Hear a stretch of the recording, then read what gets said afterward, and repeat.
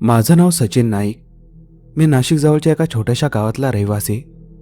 गेली 2 वर्ष मी महाराष्ट्र राज्य परिवहन महामंडळात एस टी कंडक्टर म्हणून काम करतोय. माझं आयुष्य प्रामुख्याने या जुनाट बसांमध्ये आणि खळबळीत रस्त्यावरच जातं. रात्रीची ड्युटी मला सगळ्यात जास्त आवडायची. कमी गर्दी, कमी गोंधळ आणि अंधार चिरत पुढे धावणाऱ्या बसच्या हेडलाईट्स. त्या सगळ्यात एक वेगळाच शांतपणा असतो.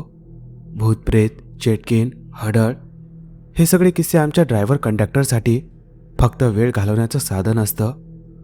कुणी ना कुणी एखाद्या वळाच्या झाडाखालच्या भूताची किंवा एखाद्या पुलाजवळ दिसणाऱ्या बाईची गोष्ट सांगत असतो. मीही ऐकायचो, हसायचो. माझ्यासाठी खरा धाक असायचा तो फक्त चेकिंग इन्स्पेक्टरचा. पण त्या एका रात्री नाशिक ते धुळे महामार्गावर माझ्यासमोर असं काही घडलं जे कोणत्याही गोष्टीपेक्षा जास्त भयानक होतं. ही गोष्ट गेल्या उन्हाळ्यातली आहे. मी नाशिकहून धुळ्याकडे जाणाऱ्या शेवटच्या रात्रीच्या बसवर ड्युटीवर होतो. बस रात्री 1 वाजता नाशिकहून निघायची आणि पहाटे 4:30च्या सुमारास धुळ्याला पोहोचायची. त्या रात्री बसमध्ये फारशा प्रवासी नव्हते. अर्ध्याहून अधिक सीट्स रिकाम्या होत्या. ड्रायव्हर होते विलास काका, खूप अनभी आणि मितभाषी माणूस. आम्ही शहराच्या बाहेर पडलो. प्रवास शांतपणे सुरू होता. बहुतांश प्रवासी झोपलेले होते. रात्री साधारण 2:30 वाजले असतील. आम्ही ओझर जवळच्या एका छोट्याशा निर्मनुष्य थांब्यावर थांबलो. मी दरवाजा उघडला.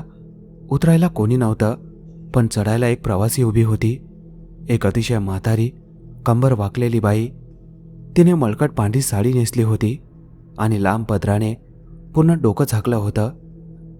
हातात एक जुनी कापडी पिशवी होती. कुठे जायचं आहे आजी? मी विचारलं. ती काहीच बोलली नाही. तिने फक्त थरथरत्या हातांनी साडीच्या पंधरात बांधलेली काही नाणी काढली आणि माझ्या हातावर ठेवली. पण जायचं कुठं?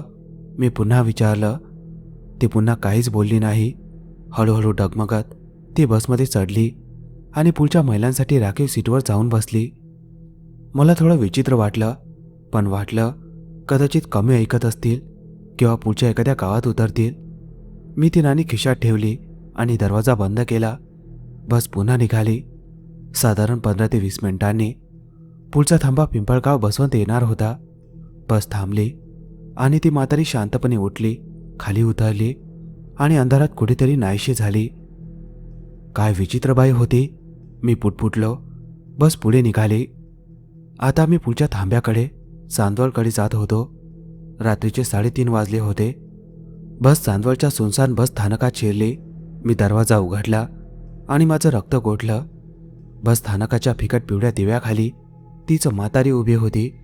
तीच पांढरी साडी, तीच वाकलेली कंबर, तीच कापडी पिशवी. हे अशक्य होतं. ती तर मागच्या थांब्यावर उतरली होती. मग ती आमच्यापेक्षा आधी इथे कशी येऊ शकते? ती पुन्हा तशीच डगमगत बसमध्ये चढली. पुन्हा पदरातून तितकीच नाणी काढली आणि माझ्या हातावर ठेवली. मी एवढा घाबरलो होतो की माझ्या तोंडातून शब्दही फुटेना. ती पुन्हा जाऊन त्याच पुढच्या सीटवर बसली. माझ्या हातातली ती जुनी झिजलेली नाणी ती आता फक्त भाडं नव्हती, ती एका अशक्य कोड्याचा भाग होती. चांदवडच्या त्या निर्मनुष्य बस स्थानकात मी बसच्या दरवाजात थिजून उभा होतो आणि ती म्हातारी, भूत सावली किंवा काहीतरी वेगळंच, पुन्हा येऊन आपल्या जागेवर शांत बसली होती. जणू काही घडलंच नव्हतं. बसमधल्या थोड्या जागे असलेल्या प्रवाशांनीही हा प्रकार पाहिला होता. बसमध्ये भीतीचं थंड वातावरण पसरलं. विलास काका, मी थरथरत्या आवाजात हाक मारली. विलास काकांनी रिअरव्ह्यू मिररमधून माझ्याकडे आणि मग त्या बाईकडे पाहिलं. त्यांच्या अनुभवी चेहऱ्यावर आश्चर्य नव्हतं, फक्त एक खोल थकलेली शांतता होती. जणू त्यांनी हे आधीही पाहिलं होतं. बस चालू ठेव सचिन, त्यांनी मंद जड आवाजात सांगितलं. प्रश्न विचारू नकोस, फक्त आपली ड्युटी कर. त्यांच्या त्या उत्तराने मी आणखीच घाबरलो. म्हणजे मी एकटाच नव्हतो ज्याने हे पाहिलं होतं. हा काही भ्रम नव्हता, हे सगळं खरंच होतं. मी थरथरणाऱ्या हातांनी दरवाजा बंद केला. बस पुढे निघाली. माझं डोकंच काम करत नव्हतं. मी जाऊन माझ्या कंडक्टरच्या सीटवर बसलो. माझ्या हातात आता नाण्यांचे 2 ढीग होते. तिने मला 2 वेगवेगळ्या थांब्यावर दिलेले. मी ती नाणी नीट पाहिली. ती काही आजकालची साधी नाणी नव्हती. ती खूप जुनी, हाताने बनवलेली चांदीची नाणी वाटत होती. त्यावर एखाद्या जुन्या राजाची किंवा नवाबाची धुसर प्रतिमा उमटलेली होती. ही नाणी तर एखाद्या संग्रहालयात असायला हवी होती. एका गरीब म्हाताऱ्या बाईकडे ती कशी असू शकतात? मी त्या नाण्यांकडे एकटक पाहत होतो आणि ती म्हातारी अजूनही तशीच शांत बसून खिडकीबाहेरच्या काळोखात पाहत होती. आता पुढचा थांबा होता मालेगाव. साधारण 20-25 मिनिटाचा रस्ता होता. पण ते 20 मिनिटं माझ्या आयुष्यातील सगळ्यात लांब आणि सगळ्यात भयानक मिनिटं होती. मी क्षणभरही तिच्याकडून नजर हटवू शकत नव्हतो. मला भीती होती ती पुन्हा कुठेतरी अदृश्य होईल की काय. बस मालेगावच्या थांब्यावर थांबली आणि जसं मला भीती वाटत होती तसंच झालं. ती म्हातारी उठली, शांतपणे बसमधून उतरली आणि रस्त्याच्या कडेला असलेल्या अंधारात विरून गेली. बसमधले उरलेले प्रवासी आता भीतीने एकमेकांना चिकटून बसले होते. आता काय विलास काका? मी हळू आवाजात विचारलं. आता काही नाही. धुळे पोहोचेपर्यंत असंच चालणार. असंच म्हणजे? ती ती प्रत्येक थांब्यावर? हो, त्यांनी शांतपणे उत्तर दिलं. हीच तिची गोष्ट आहे. कशी गोष्ट? विलास काका काही क्षण गप्प राहिले. मग त्यांनी एक खोल श्वास घेतला. तू नवीन आहे सचिन. आम्ही जुने ड्रायव्हर आहोत. आम्ही सगळे तिला ओळखतो. आम्ही तिला अम्मा म्हणतो. कोण आहे ती? कोणीच ठाऊक नाही, ते म्हणाले. वर्षानुवर्ष हेच चाललंय. फक्त या शेवटच्या रात्रीच्या बससोबत रात्रीचा एक ठराविक वेळ झाला की तिचा प्रवास सुरू होतो. पण तिला हवं काय आहे? विलास काका हळू आवाजात म्हणाले. बहुतेक तिला तिच्या घरी जायचं आहे. पण कदाचित ती तिचं घर विसरली आहे, म्हणून ती प्रत्येक थांब्यावर उतरते पाहण्यासाठी की हीच तिची मंजिल आहे. पण जेव्हा तिला तिचं घर सापडत नाही तेव्हा ती पुढच्या थांब्यावर आपल्यापेक्षा आधी पोहोचते. पण ती आपल्यापेक्षा आधी कशी पोहोचते? विलास काका हलकेसे हसले. ती आता वेळ आणि जागेच्या नियमांमध्ये अडकलेली नाही. आमचा प्रवास आता एका भयानक अंतहीन चक्रात बदलला होता. धुळेच्या आधीचा शेवटचा थांबा जवळ आला. बस तिथे पोहोचली आणि ती तिथे होती. यावेळी मी तयार होतो. ती बसमध्ये चढली. पुन्हा तेच जुने चांदीचे नाणे माझ्या हातावर ठेवले. मी धाडस केलं. अम्मा, मी अतिशय हळू आणि आदराने म्हणालो. तुम्हाला कुठे जायचं आहे? पत्ता सांगा. मी तुम्हाला तुमच्या घरी सोडेन. इतक्यात जी म्हातारी आतापर्यंत कधीच हलली नव्हती, तिने हळूहळू आपलं डोकं वर केलं आणि सरळ माझ्या डोळ्यात पाहिलं. पदराच्या काळोखातून मी पहिल्यांदाच तिचे डोळे पाहिले. ते पूर्णपणे पांढरे होते, दुधासारखे पांढरे. त्यात बुबुळच नव्हतं आणि त्या पांढऱ्या डोळ्यातून अश्रू वाहत होते. तिने तोंड उघडलं आणि अतिशय तुटक्या, वेदनांनी भरलेल्या, जणू शतकापूर्वीच्या आवाजात एकच शब्द उच्चारला. येवला. आणि ती जाऊन पुन्हा तिच्या सीटवर बसली. येवला, नाशिक जवळचं एक जुनं ऐतिहासिक शहर. म्हणजे हीच तिची मंजिल होती. पण आमची बस तिथे जातच नव्हती. आमचा मार्ग तर धुळे बस स्थानकावर संपत होता. येवला हा शब्द फक्त एका ठिकाणाचं नाव नव्हतं. ती एक आशा होती, एक मंजिल होती, जी कदाचित दशकानुदशकं एका भटक्या आत्म्याच्या ओठांवर यायची वाट पाहत होती.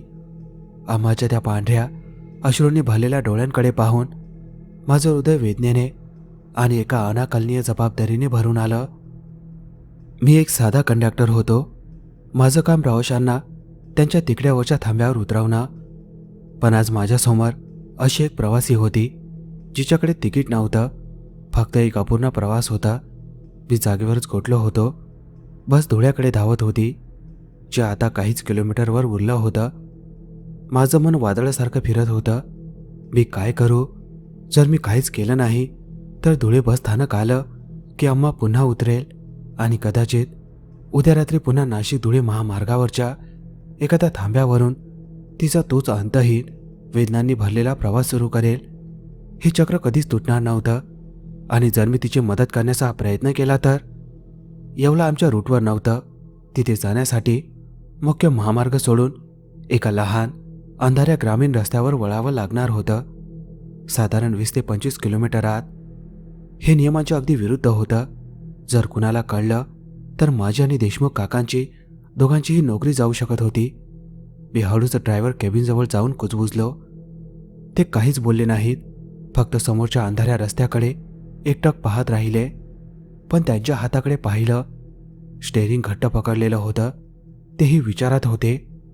तेही द्विधा मनस्थितीत अडकले होते. तिने येवला म्हटलं. मी हळू आवाजात सांगितलं. विलास काकांनी खोल लांब श्वास घेतला. मला माहीत आहे, ते थकलेल्या आवाजात म्हणाले. मीही ऐकलं. काही क्षण शांतता पसरली. बसच्या चाकांचा घरघर आवाजच आमच्यातील रिकामी पण भरत होता. तुला काय हवं आहे सचिन? त्यांनी अचानक मला विचारलं. हा साधा प्रश्न नव्हता. ही माझ्या माणुसकीची परीक्षा होती. क्षणभर मी माझी नोकरी, भविष्य, भीती सगळं विसरलो. मला फक्त तिचे पांढरे रडणारे डोळे आठवत होते.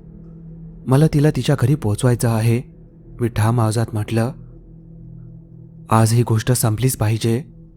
विलास काकांनी रिअरव्ह्यू मिररमधून माझ्याकडे पाहिलं. त्यांच्या थकलेल्या अनभिळ डोळ्यात एक हलकी, अगदी हलकी आदराची चमक होती. ठीक आहे, ते फक्त एवढंच म्हणाले. पुढच्या वळणावर, जिथून एक अरुंद अंधारा रस्ता फुटत होता, तिथे एक गंजलेला जुना फलक उभा होता. येवला 20 किलोमीटर. देशमुख काकांनी बस त्या रस्त्यावर वळवली. जशी आमची बस महामार्गाच्या परिचित प्रकाशातून बाहेर पडून त्या अनोळखी काळोख्या रस्त्यावर शिरली, तसं बसमध्ये उरलेल्या प्रवाशांमध्ये खळबळ उडाली. अरे ड्रायव्हर साहेब, कुठे नेताय बस? कुणीतरी ओरडलं. हा धुळ्याचा रस्ता नाही. देशमुख काका पहिल्यांदाच पूर्ण ताकदीने गरजले. शांत बसा सगळे, आज बस थोडीशी वळसा घेऊन जाईल. त्यांच्या आवाजात असा दरारा होता की सगळे गप्प झाले. तो रस्ता म्हणजे रस्ता नव्हताच, एक खळबळीत पायवाट होती. शेत आणि आंब्याच्या बागांमधून वळण घेत जाणारी, खड्ड्यांनी भरलेली बस एखाद्या होळीतल्या लाटांसारखी हेलकावी खात होती. पण अम्मा, ती अजूनही शांतपणे बसली होती. फरक इतकाच, आता ती बाहेरच्या अंधारात पाहत नव्हती. ती आमच्याकडे पाहत होती, माझ्याकडे, देशमुख काकांकडे.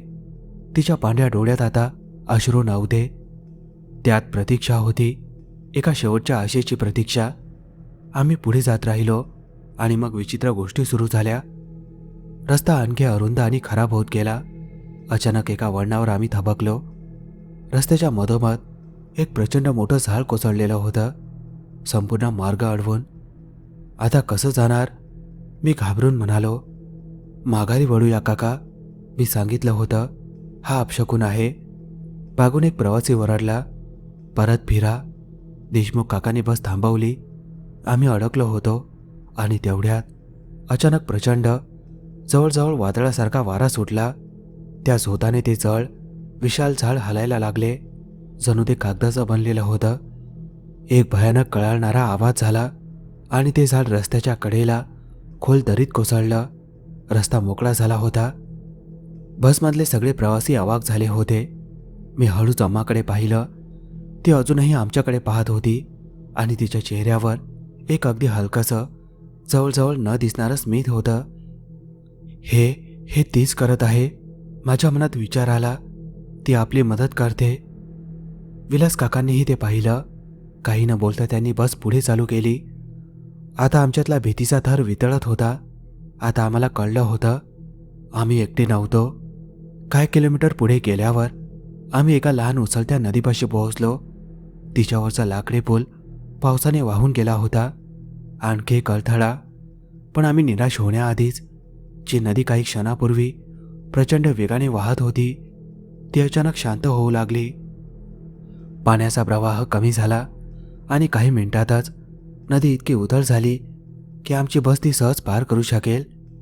आम्ही अजून एक चमत्कार पाहत होतो. विलास काकांनी धाडस केलं. बस सावकाश नदीत उतरवली. बसचं अधचाक पाण्यात बुडालेलं होतं. बस सहजपणे नदी पार करून गेली आणि जसं आम्ही दुसऱ्या काठावर पोहोचलो, तसं नदीचं पाणी पुन्हा प्रचंड वेगाने वाहू लागलं. आता आम्हा सगळ्यांना समजलं होतं, हा काही साधा प्रवास नव्हता. ही एक तीर्थयात्रा होती. निसर्ग आणि ती अदृश्य शक्ती आम्हाला मार्ग देत होती. काही वेळातच दूरवर एका छोट्याशा झोपलेल्या गावाच्या पहिल्या दिव्यांची मंद रोषणाई दिसू लागली. आम्ही पोहोचलो होतो येवला. बस गावाच्या हद्दीत शिरताच आम्हा त्यांच्या सीटवरून उठल्या. त्या हळूहळू डगमगत बसच्या दरवाजाकडे चालू लागल्या. गावाच्या टोकाला एक जुनाट भग्न किल्ला उभा होता. बाहेरून तो जितका ओसळ आणि उद्ध्वस्त दिसत होता, आतून तितकाच जिवंत आणि रहस्यमय भासत होता. आम्ही त्या मोलकडीस आलेल्या विशाल दरवाजातून आत पाऊल टाकलं आणि बाहेरच्या जगाचे सगळे आवाज एका क्षणात थांबले. वारा थांबला आणि एक खोल घुमणारी शांतता आमच्यावर पसरली. हवेत ओलसरपणा, वटवाघळांचा वास आणि कुठेतरी फार जुन्या सुकलेल्या अत्तरांचा मंद सुगंध मिसळलेला होता. मावळत्या चंद्राचे शेवटचे किरण तुटलेल्या घोमटांमधून आणि जाळ्यांमधून आत झिरपत होते आणि जमिनीवर लांबच लांब सावल्या उमटत होत्या. आणि आम्हा त्या आता वाकलेल्या म्हाताऱ्या नव्हत्या. त्यांचा पारदर्शक धुसर देह आता ताठ आणि राजेशाही भासत होता. साडी तीच पांढरी फिकी, पण चालण्याचा थाट एखाद्या राणीचा. त्या शांत पण ठाम पावलांनी मुख्य अंगण ओलांडत आतल्या भागाकडे चालत होत्या. त्या मागे वळून पाहत नव्हत्या, पण आम्हाला जाणवत होतं त्या आम्हाला मागे येण्याची आज्ञा करत होत्या. मी आणि विलास काकांनी एकमेकांकडे पाहिलं आणि शब्द न उच्चारता त्यांच्या मागे चालू लागलो. आमची अवस्था बिकट झाली होती. 2 साधे एसटी कर्मचारी आज अशा जगात उभे होते जे आमच्या समजुतीच्या पलीकडचं होतं. त्या आम्हाला किल्ल्याच्या सर्वात आतल्या अंधाऱ्या भागात घेऊन गेल्या. कदाचित तो आता जरानखाना असावा. राण्यांचा महाल. इथल्या भिंती पूर्णपणे पडलेल्या नव्हत्या. त्यावर अजूनही बिकट झालेल्या पण सुंदर चित्रकलेचे अवशेष दिसत होते. त्या एका मोठ्या गोल खोलीच्या मध्यभागी जाऊन थांबल्या. छप्पर कोसळलेलं होतं. वर थेट आकाश दिसत होतं, ज्यात पहाटेचे पहिले तारे लुकलुकत होते. त्या ताट उभ्या होत्या आणि त्यांच्या पांढऱ्या बोबळ नसलेल्या डोळ्यांनी वर आकाशाकडे पाहू लागल्या. मी कसंबसं धाडस करून विचारलं, तुम्ही कोण आहात? काही क्षण शांतता. मग त्यांनी बोलायला सुरुवात केली. त्यांचा आवाज मंद, प्राचीन आणि वेदनांनी भरलेला. मी या किल्ल्याची शेवटची राणी आहे, त्या म्हणाल्या. राणी चंद्रप्रभा. इतिहासाच्या पुस्तकात मी या छोट्याशा नामशेष झालेल्या संस्थानाबद्दल वाचलं होतं, पण राणी चंद्रप्रभा हे नाव मला आठवत नव्हतं. पण तुम्ही बसमध्ये? विलास काका अडखळत म्हणाले. राणी शांतपणे म्हणाल्या, हो, मी माझं घर शोधत होते वर्षानुवर्ष, शतकानुशतकं. आणि मग त्या भग्न किल्ल्याच्या अंगणात मावळत्या चंद्रप्रकाशात राणी चंद्रप्रभेच्या आत्म्याने आम्हाला तिची कथा सांगितली. साधारण 200-300 वर्षापूर्वी त्या या संस्थानाच्या राणी होत्या. त्यांचे पती राजा विजयसिंग पराक्रमी पण संशयी स्वभावाचे. माझे पती माझ्यावर प्रेम करायचे, राणी म्हणाल्या, पण त्यांना माझ्यावर संशयही होता. त्यांना वाटत होतं की राणीचं त्यांच्या सेनापती अजयसिंग यांच्याशी अनुचित संबंध आहेत, पण ते सत्य नव्हतं. राणीचा आवाज दाटून आला. अजय माझ्या तोंड ओळखीचा भाऊ होता. आम्ही लहानपणी एकत्र वाढलो. तो माझा सखा विश्वासू होता, पण राजांना आमच्या नात्याची पवित्रता कधी समजली नाही. त्या पुढे सांगू लागल्या, एके दिवशी राजा युद्धावर गेले होते आणि माझ्या लहान मुलाची प्रकृती अत्यंत बिघडली. त्याला एक दुर्मिळ आजार झाला होता. त्या संस्थानातल्या कुठल्याही वैद्याकडे त्यावर उपचार नव्हते. राणीच्या डोळ्यात पुन्हा वेदना उमटल्या. मी अजयला विनंती केली, राजाच्या सीमेबाहेरून वैद्य आणण्यासाठी. फक्त एका गावातल्या एका हकीमकडेच माझ्या मुलाला वाचवण्याची औषधं होती. मी माझ्या मुलाला मरताना पाहू शकत नव्हते. मी अजयची मदत घेतली. आम्ही दोघं रात्रीच्या अंधारात साध्या बैलगाडीतून बसून माझ्या मुलाला घेऊन निघालो, कुणालाही कळू न देता. पण राजाचे गुप्तहेर सर्वत्र होते. त्यांनी राजाला बातमी पोहोचवली, राणी सेनापतीसोबत पळून गेली आहे. राजा विजयसिंग संतापाने वेडे झाले. त्यांनी युद्ध अर्धवट सोडून सैन्यासह आमचा पाठलाग केला. त्यांनी आम्हाला सुनसान रस्त्यावर पकडलं. राणीचा आवाज थरथरला. माझ्या डोळ्यांसमोर अजयला देशद्रोहाच्या आरोपाखाली ठार मारलं आणि माझा मुलगा त्यांनी माझ्याकडून हिसकावून घेतला. मला अशी शिक्षा दिली जी मृत्यूपेक्षाही भयंकर होती. मी हळू आवाजात विचारलं, कशी शिक्षा? राणींचा आवाज खोल आणि रिकामा होता.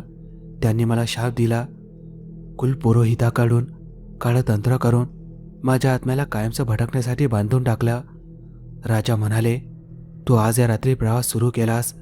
आता तू आयुष्यभर आणि मृत्यूनंतरही फक्त प्रवासच करशील. फक्त तू प्रत्येक रात्री एका बसमध्ये बसशील. पण तुला तुझं ठिकाण, तुझा हा किल्ला तुला कधीच गाठता येणार नाही. तू नेहमी आपल्या घराच्या रस्त्यावर भटकत राहशील. आता मला सगळं उमगलं. ती साधी आत्मा नव्हती, ती शापित राणी होती. तिच्या पतीनं तिला कायमचा प्रवासी बनवलं होतं. आणि ती नाणी? मी विचारलं. ती माझ्या राज्यातील नाणी आहेत, राणी म्हणाल्या. त्यावर माझा चेहरा कोरलेला आहे. मी प्रत्येक रात्री भाडं देते, पण कोणताही कंडक्टर मला माझ्या ठिकाणचं तिकीट देत नाही. त्या पुढे म्हणाल्या, रात्री 3:13 तोच क्षण होता जेव्हा राजाने मला पकडलं. जेव्हा माझा अंतहीन प्रवास सुरू झाला. देशमुख काकाने विचारलं, पण आज तुम्ही इथे कसे पोहोचलात? राणी माझ्याकडे पाहत म्हणाल्या, तुमच्यामुळे कंडक्टर. वर्षानुवर्षांनी पहिल्यांदा कुणीतरी मला माझं ठिकाण विचारलं. कुणीतरी मला घरी पोचवण्याचं वचन दिलं. त्या एका वचनाने राजाच्या शापाला कमकुवत केलं. मी निशब्द झालो, पण शाप अजून पूर्ण मोडलेला नाही, त्या म्हणाल्या. त्यांच्या आवाजात पूर्ण अस्वस्थता आली. राजा ते अजून इथेच आहेत, त्या किल्ल्याच्या सर्वात उंच तुटलेल्या बुरुजाकडे बोट दाखवत म्हणाल्या. तिथे ते अजूनही त्यांच्या राणीची वाट पाहत आहे आणि ते मला कधीच मुक्त होऊ देणार नाहीत. पहाटेच्या मंद उजेडात तो बुरुज एखाद्या पहारेकरी मनोऱ्यासारखा दिसत होता. आम्हाला काही दिसला नाही, पण एक जळ दाबून टाकणारी उपस्थिती जाणवत होती. ती थंड नव्हती, ती उष्ण, संतप्त आणि अहंकारी होती. आम्ही एका अशा कथेतल्या शेवटच्या अध्यायात उभे होतो, जी आमच्या कल्पनेपेक्षा खूप जुनी आणि गुंतागुंतीची होती. ही फक्त एका भटक्या आत्म्याला घरी पोचवण्याची गोष्ट नव्हती. ही दोन आत्म्यांमधल्या प्रेम, संशय आणि दिवसाच्या शतकांपूर्वीच्या नात्याला मुक्त करण्याची वेळ होती. विलास काका कुजबुजले, आता काय, आपण परत जाऊ का? परत जाण्याचा विचार माझ्याही मनात आला. आपलं काम आपण केलं होतं, राणीला किल्ल्यापर्यंत आणलं होतं. आताही त्यांच्यातलं प्रकरण होतं. पण मी राणी चंद्रप्रभेकडे पाहिलं. त्यांच्या पांढऱ्या डोळ्यात आता आशेसोबत खोल भीतीही होती. त्या घरी परतल्या होत्या, पण अजूनही कैदीतच होत्या. जर आम्ही निघून गेलो तर तो दरवाजा कायमचा बंद झाला असता. नाही, मी ठामपणे म्हणालो, आपण ही गोष्ट अधुरी सोडून जाऊ शकत नाही. विलास काका हताशपणे म्हणाले, पण आपण काय करू? आपण एका राजाच्या आत्म्याशी कसं लढणार? लढायचं नाही, मी शांतपणे म्हणालो. बोलायचं. दोघंही माझ्याकडे आश्चर्याने पाहू लागले. आपण कंडक्टर आणि ड्रायव्हर आहोत. रोज भटकलेल्या प्रवाशांना त्यांच्या योग्य ठिकाणी पोहोचवतो. आज आपण दोन भटक्या आत्म्यांना त्यांच्या खऱ्या सत्यांपर्यंत पोहोचवायचं आहे. मी राणीकडे वळलो. राणी साहेबा, तुमचे पती तुमच्यावर प्रेम करत होते, बरोबर? त्या थोड्या चकित झाल्या. हो, त्यांनी हळूच उत्तर दिलं. खूप, कदाचित स्वतःच्या जीवापेक्षाही जास्त. पण त्यांचा संशय त्यांच्या प्रेमापेक्षा मोठा होता. मग आज त्याचा संशयाचा शेवट करायचा आहे, मी म्हणालो. त्यांना सत्य सांगायचं. ते माझं ऐकणार नाहीत, राणी निराशेने म्हणाल्या. ते कुणाचंच ऐकत नाहीत, तुमचं कदाचित नाही, मी म्हणालो. पण एखाद्या बाहेरच्याचं, एखाद्या साक्षीदाराचं. राणी आणि विलास काका स्तब्ध झाले. मी खोल श्वास घेतला. मला त्या बुरुजावर जावं लागेल. मला राजा विजय सिंहाचा सामना करावा लागेल. नाही, दोघेही एकाच वेळी ओरडले. ते तुला मारून टाकतील. ते कोणत्याही पुरुषाला जो माझ्या जवळ येतो शत्रू समजतात, राणी म्हणाल्या. पण माझ्याकडे काहीतरी आहे जे तुमच्यासाठी शत्रू नाही, मदतगार ठरू शकते. मी माझ्या खिशातून ती जुनी चांदीची नाणी काढली. राणी चंद्रप्रभेचा चेहरा कोरलेली. ही तुमची ओळख आहे राणी साहेबा, मी म्हणालो. आणि हेच माझं तिकीट तुमच्या जगात प्रवेश करण्याचं. मी ती नाणी घट्ट मुठीत धरली आणि त्या तुटलेल्या बुरुजाकडे एकटाच चालू लागलो. प्रत्येक पावलागणिक हवा अधिक जळ, अधिक उष्ण होत होती. मानेमागे कुणाच्या जळत्या नजरेचा भेदक स्पर्श जाणवत होता. मी बुरुजाच्या वाकड्या तुटलेल्या जिन्यावरून चढू लागलो. निघून जा. एक घुमणारा संतप्त आवाज माझ्या मेंदूत आदळला. हा माझा किल्ला आहे आणि ती माझी राणी आहे. ती तुमची राणी आहे महाराज, मी वर चढत म्हणालो. पण ती तुमची कैदी नाही. तू कोण आम्हाला शिकवणारा? आवाज अधिक प्रचंड झाला. मी अखेर बुरुजाच्या माथ्यावर पोहोचलो आणि तिथे एक उंच, दिमागदार पण संतापाने लाल झालेला पारदर्शक राजपूत राजा उभा होता. हातात धुसर पण चमकणारी तलवार. मी तुला इशारा दिला होता, तो गर्जला. मी घाबरलो होतो फारच, पण मी पळालो नाही. मी लढायला आलो नाही. मी धापा टाकत म्हणालो, मी एक संदेश घेऊन आलो आहे. मी मूठ उघडली आणि त्याच्या समोर धरली. राणीचा चेहरा पाहताच त्याच्या संतापात क्षणभर खंड पडला. ही तुला कुठे मिळाली? तुमच्या राणीने दिली आहेत, मी म्हणालो. तिने तिच्या शेवटच्या प्रवासाचं भाडं दिलं आहे. शेवटचा प्रवास? ते उपहासाने हसले. तिचा शेवट नाही, ती कायम इथेच राहील माझ्यासोबत. का? मी ठामपणे विचारलं. ज्या अपराधासाठी ती कधीच दोषी नव्हती, त्यासाठी तुम्ही तिला ही शिक्षा का देता? गप बस, तो गरजला. ती त्या गद्दार अजयसोबत मला धोका देत होती. तो तुमचा मित्र होता महाराज, मी ओरडलो. तुमच्या राणीचा भाऊसारखा. ती फक्त आपल्या आजारी मुलाला वाचवायला निघाली होती आणि तुम्ही तुमच्या संशयात दोघांनीही आणि स्वतःच्या मुलालाही गमावलं. क्षणभर वेळ थांबला. राजाची तलवार थरथरली. खोटं, तो किंचाळला. सगळं खोटं आहे. नाही. खाली अंगणातून राणी चंद्रप्रभेचा आवाज घुमला. हे सत्य आहे महाराज.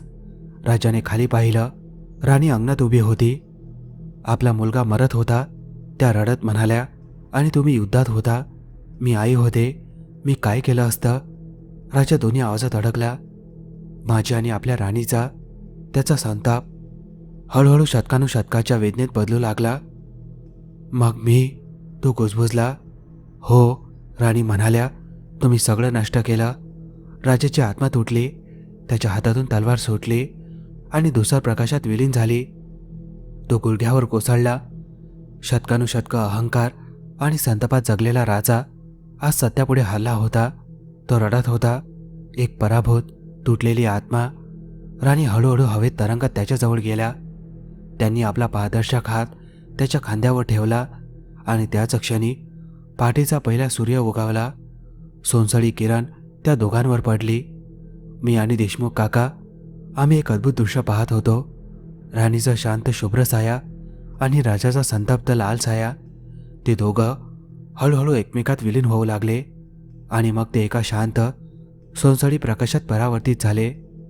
तो प्रकाश काही क्षण बुरजावर झळकत राहिला आणि मग सकाळच्या वाऱ्यात विरून गेला. सगळं संपलं होतं. शाप तुटला होता. त्या सकाळी आम्ही किल्ल्याबाहेर आलो तेव्हा आम्ही वेगळे माणूस होतो. एका रात्रीत आम्ही शतकांचा प्रवास जगून आलो होतो. आम्ही कधीच कुणाला काही सांगितलं नाही. तो आमचा गुपित राहिला. आमची नोकरीही वाचली. डेपो मॅनेजरने बस बिघडल्याची आमची गोष्ट मान्य केली किंवा कदाचित मान्य केल्याचा बहाणा केला. पण त्या रात्रीनंतर रात्रीच्या शेवटच्या बसमध्ये कधीच काही विचित्र घडलं नाही. ती पुढची सीट आता थंड वाटत नाही आणि ती नाणी, राणी चंद्रप्रभेच्या चेहऱ्याची चांदीची नाणी, ती अजूनही माझ्याकडे आहेत. मी ती माझ्या देवघरात ठेवली आहे. ती मला दररोज आठवण करून देतात. एका राणीची, एका कंडक्टरची आणि एका ड्रायव्हरची. माझं नाव सचिन नाईक आहे. मी आजही बस कंडक्टर आहे. पण आता जेव्हा एखादी थकलेली वृद्ध प्रवासी माझ्या बसमध्ये चढते तेव्हा मी तिला कुठं जायचं असं विचारत नाही. मी हसत विचारतो, आजी घरी चाललात ना? कारण मी शिकलो आहे, प्रत्येक प्रवासाची सर्वात सुंदर मंजिल म्हणजे घर असतं. ती या जगात असो किंवा दुसऱ्या जगात.